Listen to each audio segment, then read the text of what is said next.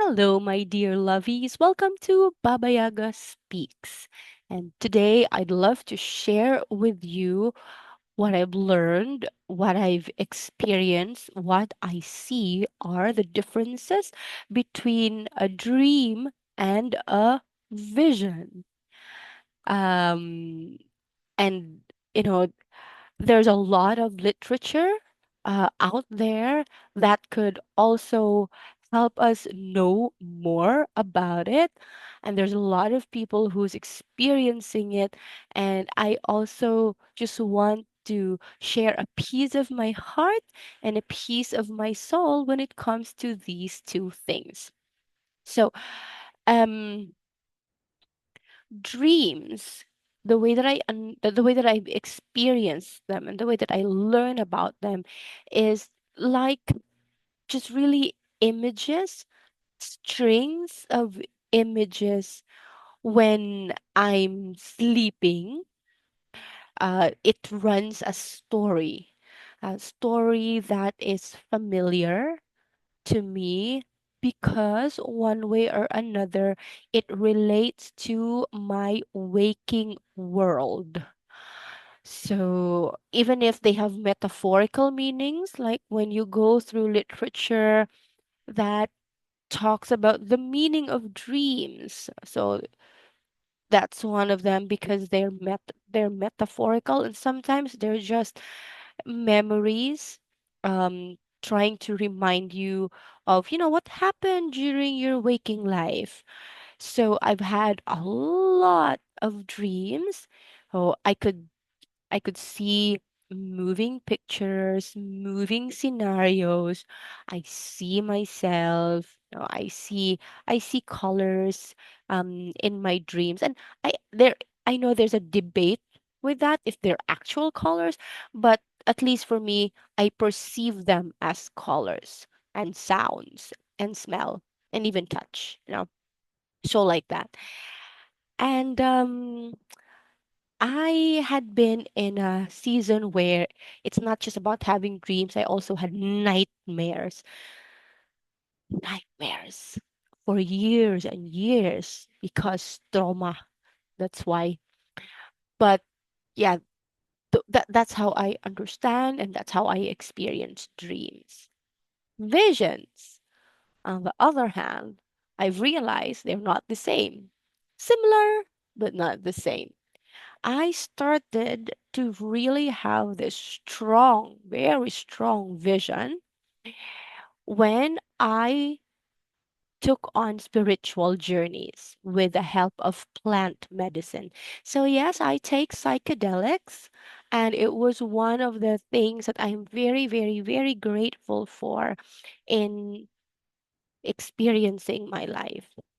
So, visions, you're not really sleeping.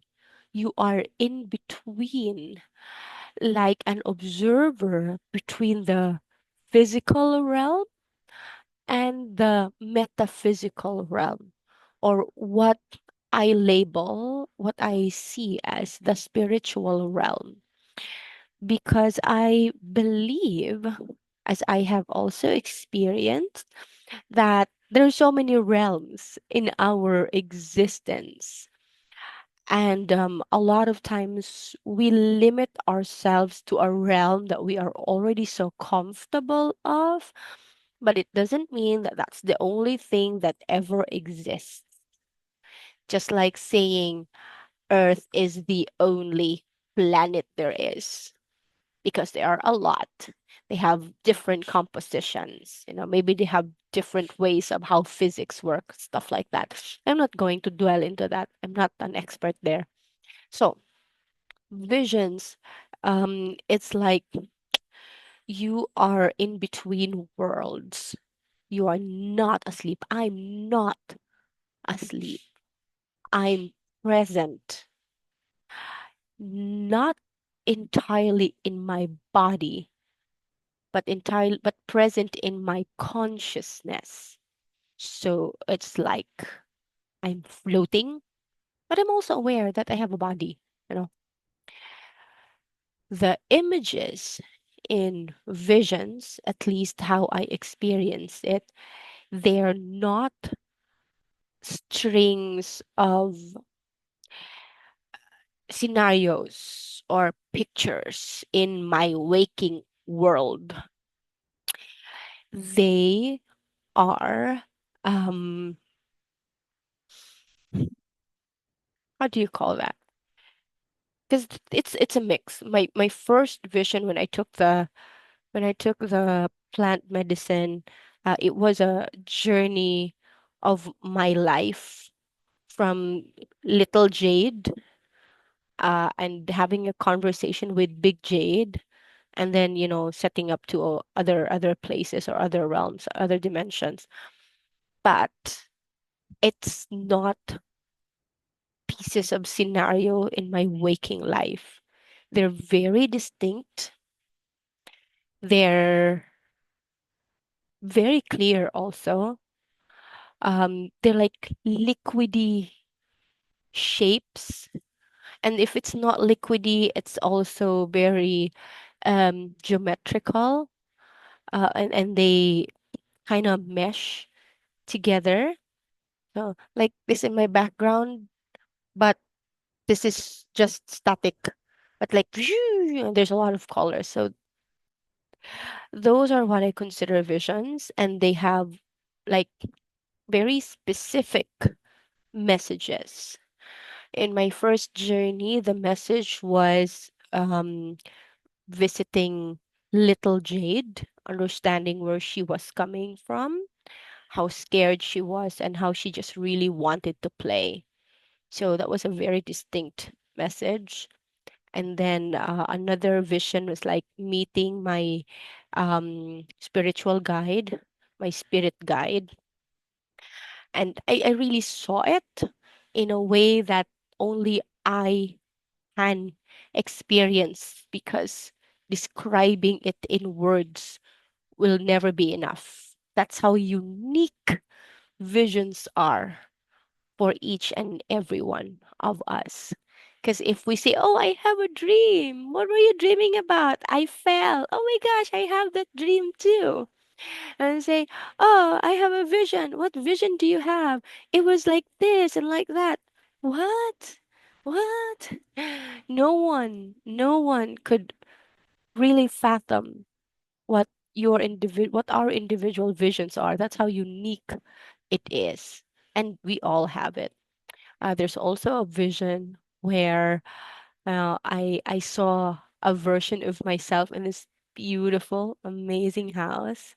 And very recently, and this time I did not even take plant medicine anymore. I just had mm, to reestablish my meditation, my altar time.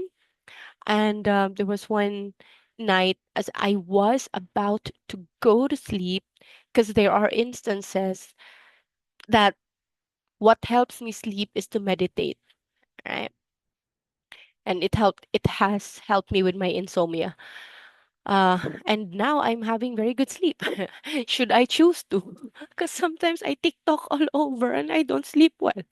But during that time when I had the vision, I was in the verge of about to go to sleep, and then the visions appear. It was very short. I it, I don't think it even reached a minute. I don't know how time goes in visions, but the liquidy things, the very colorful waves, aura, whatever you call it. And the vision is about lovers. I met my lover in that vision, and we were so sweet. It's like, oh my gosh, hi. I wasn't even surprised or shocked that I saw him there. But it was like a very familiar place. It's like home already that I saw my lover there. And we were in sync. um we were just really kissing, and that was so sweet. It was so beautiful, and I honor that. And when that was completed, that's when I went to sleep. So I I now have, and with a lot of practice and also learning, I'm able to identify what visions and what dreams are. And you know, every time I have visions, I don't. How do I feel? I feel relaxed. I feel calm. I feel familiar. It's not a feeling of force. It's not an erratic feeling. It's stable. It's gentle. Right? Dreams can trigger, different emotions, but visions, they're they're so chill, like that. Um, but first, when I first got the visions through plant medicine, it was a whooping, a lot of whooping. So it's different. It's case to case. Um, and what I notice when it comes to my vision, aligning it with my soul, aligning it with my truth. Um, I love how it shaped me, and it has continued to shape me to the person that I am now and the person that I continue to become, because there's more power, there's more sense of resolute and owning the uniqueness that I have, honoring the uniqueness of others. It made me braver, more courageous, um, crazier in the eyes of other people. Are you okay? Do you need a doctor? No, you're so weird. I get that. I get that all the time. Even when I was a young, even when I was younger, I received that. But